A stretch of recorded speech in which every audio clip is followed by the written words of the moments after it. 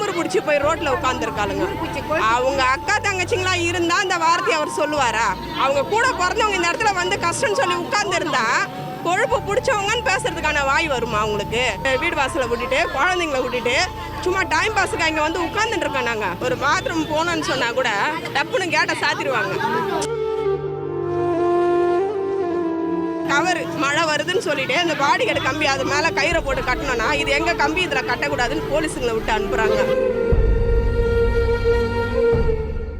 ஆனால் இவ்வளோ நாள் நாங்கள் கஷ்டப்படுறதுக்கான பாவமும் உங்களை வந்து சேரும். ரொம்ப ரொம்ப கஷ்டப்படுறோன்னா ரொம்ப அளவுக்கு மீறி கஷ்டப்படுறோம். நல்ல வீடியோவில் கொடுப்பேன் என்ன வீடியோவில் கொடுக்குறீங்க? இதுதான் எங்களுடைய வீடியோவில் சுற்றி நிற்கிது பாருங்க.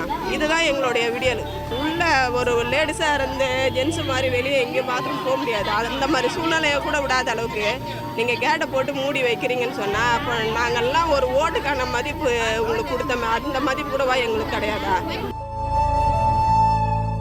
ரொம்ப கஷ்டமாக இருக்குண்ணா. ரொம்ப மனவேதனையில் தான் இங்கே நின்று பேசிட்டு சுகர் பேஷண்ட்டுக்காரங்க சாப்பாடே இல்லாமல் கேர இவ்வளோ கூட செய்கிறாங்க.